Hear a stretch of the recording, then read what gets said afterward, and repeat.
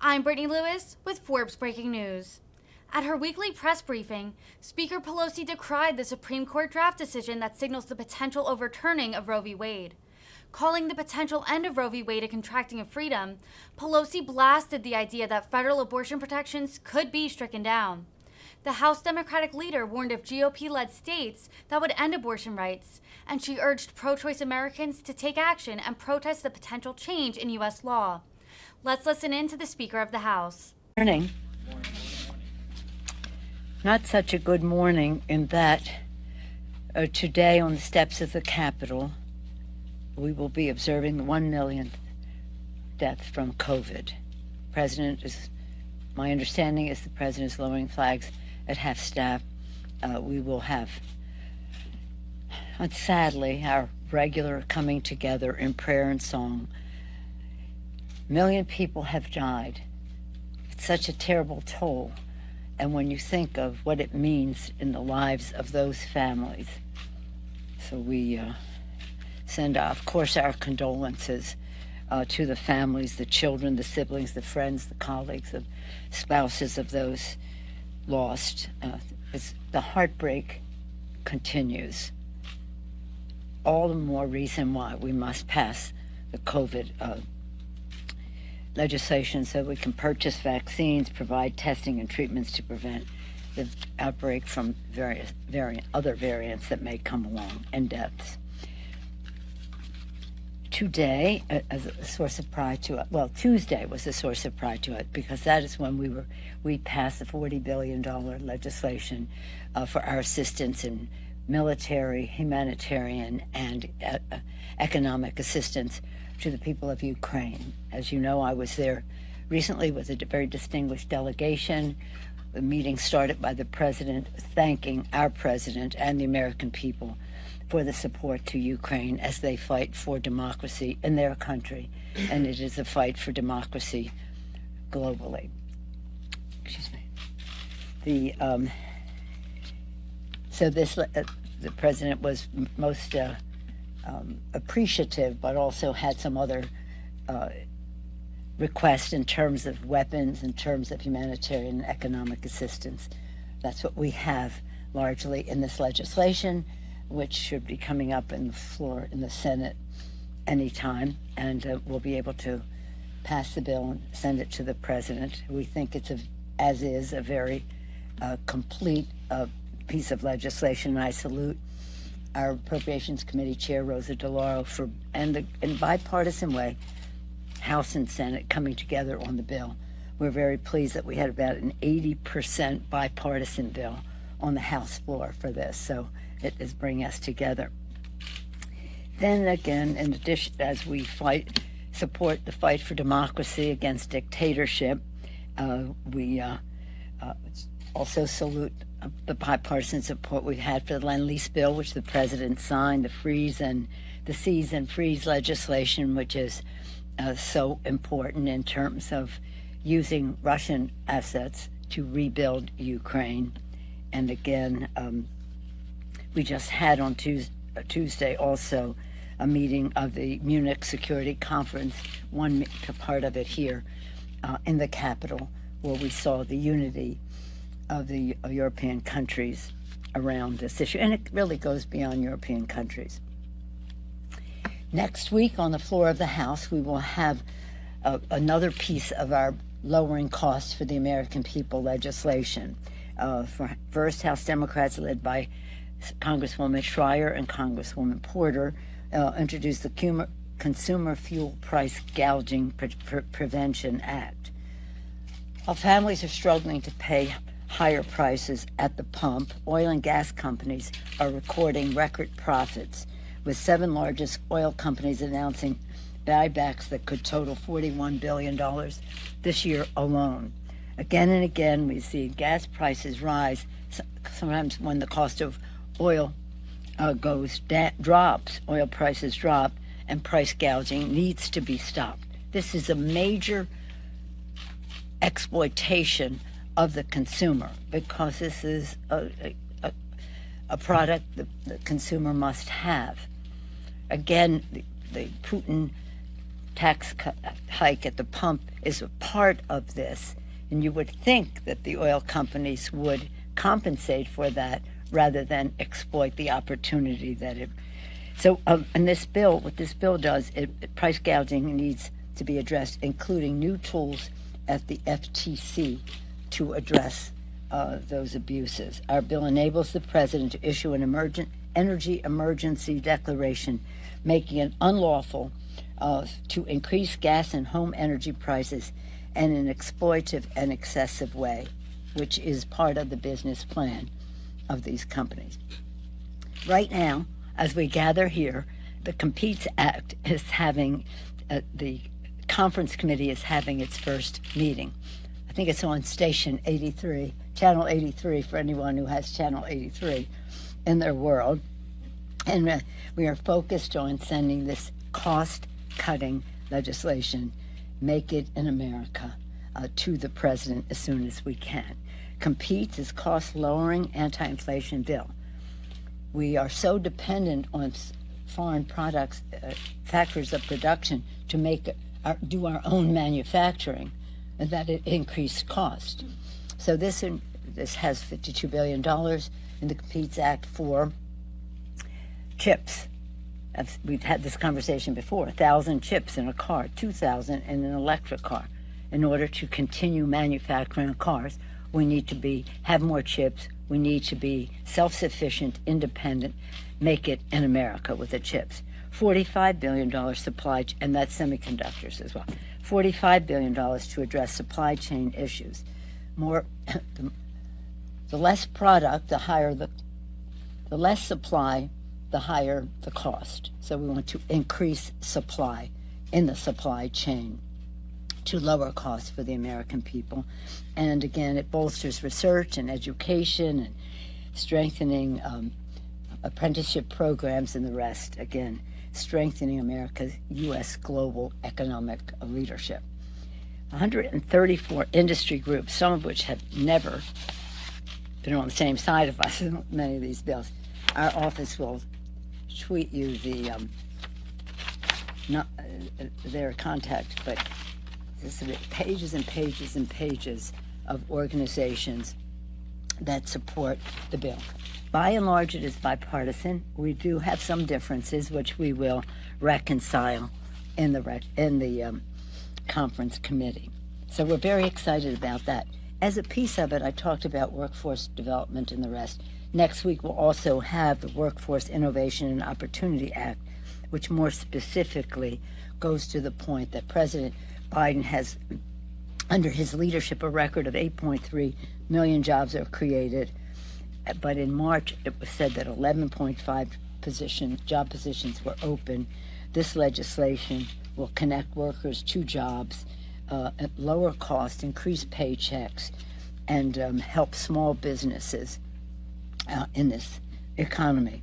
So again, lower prices for all Americans at the pump, at the kitchen table, and across the board. It's great sadness always to talk about Roe v. Wade and this draft decision is, how harmful it is, how dangerous it is for women and families across the country. Yesterday, Senate Republicans lined up in lockstep behind Mitch McConnell and Donald Trump to vote to rip away the constitutional right to health freedom from American women across the country.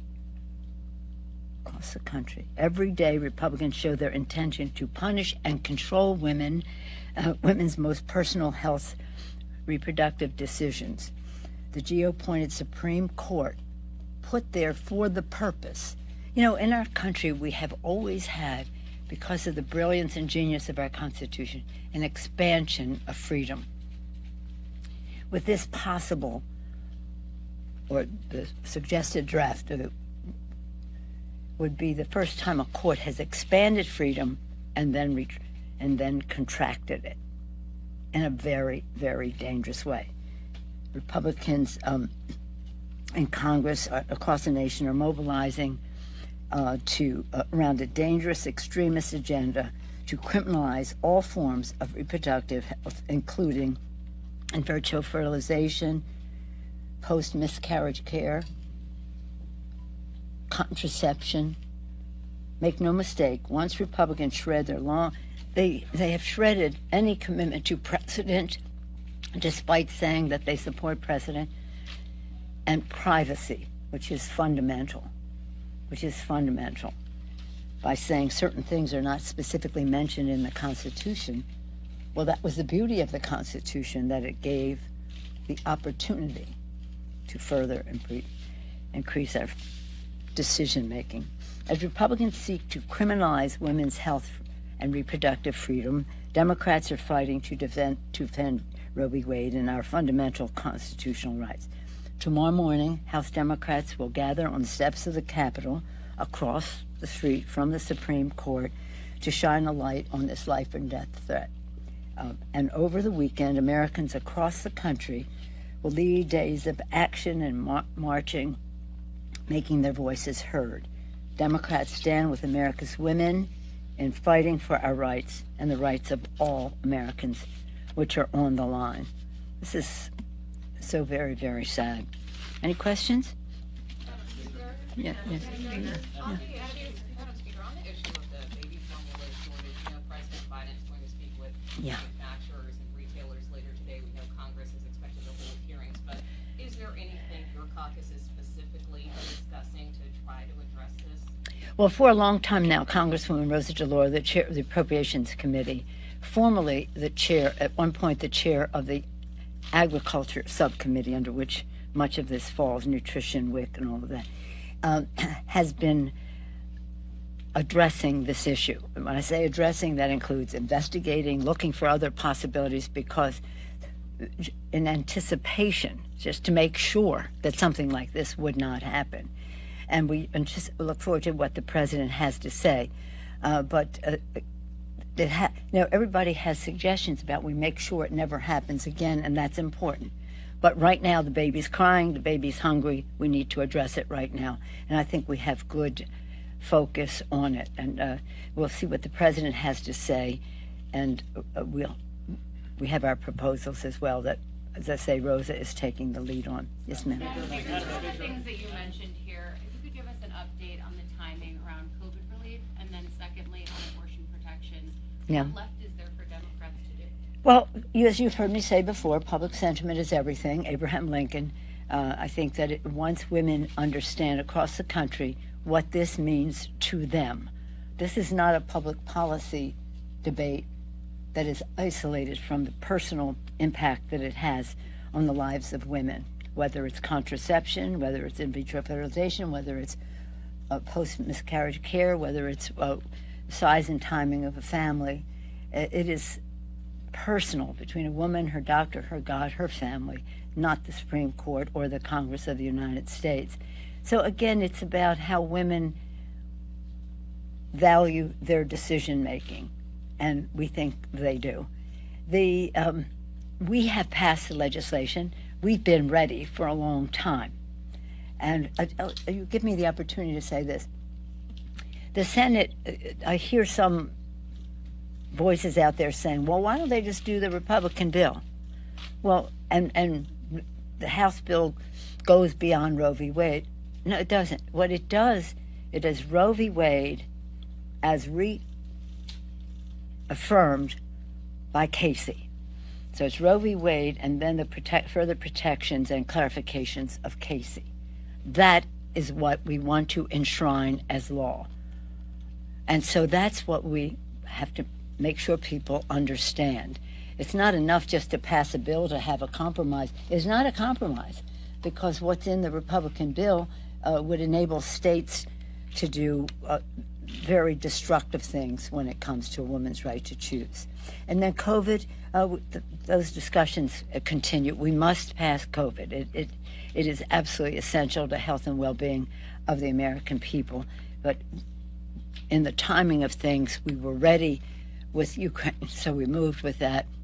Now we must be ready with COVID, and I'm optimistic that we will do that. Yes. Yeah. Let me see, who hasn't had a question lately, but who's a regular here? Jake? I remember you had mentioned that you thought the cost of the COVID bill would go up because it's not been passed and the situation would become more dire. Yeah. Do you have a range in mind Mitt Romney has said 10 billion, put his proposal on the floor. I just wonder where you come down on that. Well, I don't come down on that. I mean, the proposal was 22,500,000,000, and that would enable us to meet the needs at home and have $5 billion to meet our global responsibilities, because as we know, none of us safe unless all of us are safe, and we have a global responsibility. So I start at that figure. And since the 10 billion was discussed, the threat has increased. As some of the Republican senators said, well, if the threat increases, then let's talk about it further. So I think that we should start with what we need. And by the way, that didn't mean that was the end of it. It just depends on the variants and what else happens.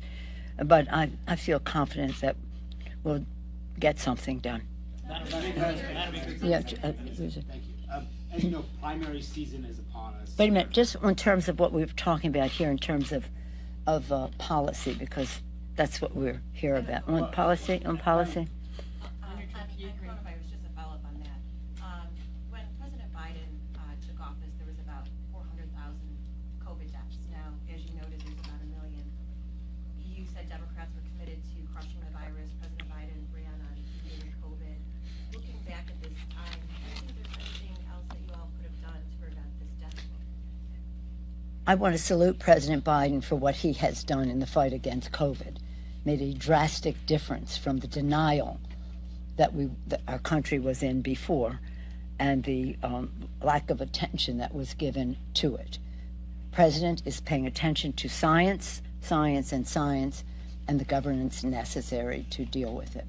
I'm very proud of what he has done. God knows how bad it would be if he had not taken the actions that he has taken.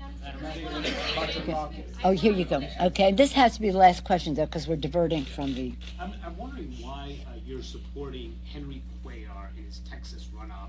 You have long maintained that House members should have the highest ethical standards, but he had his house, as you know, raided by the FBI just several weeks ago. Well, let me just thank you for the question. I'm supporting Henry Cuellar. He's a valued member of our caucus. The FBI has said he is not under investigation, and so it's up to his constituents to make the decision to send him to Congress. I thought you were going to take it to choice or something. He is not pro-choice, but we didn't need him. We passed the bill with what we had. And by the way, this is one of the first Congresses that we have had with a Democratic president with a pro-choice Congress. When President Obama was president, the House Democratic Caucus, we didn't have 218 pro-choice votes. That's why the Affordable Care Act was the fight that it was at the end, because there were those on the outside who were saying, oh, it's about, Roe v. Wade and terminating a pregnancy, which it completely was not. But our members, even those who were not pro-choice, understood that that was not what the health care bill was about, but there was an attempt on the outside to paint it that way. Thank God for the nuns. Thank God for the nuns, the Catholic nuns, who supported the legislation and helped us push open that gate to pass that legislation. Thank you all very much. Right now we have 9 heads of state from the ASEAN visiting. The president has called a meeting of ASEAN here in D.C., and we are welcoming them to the Capitol. Thank you all very much. Thank you.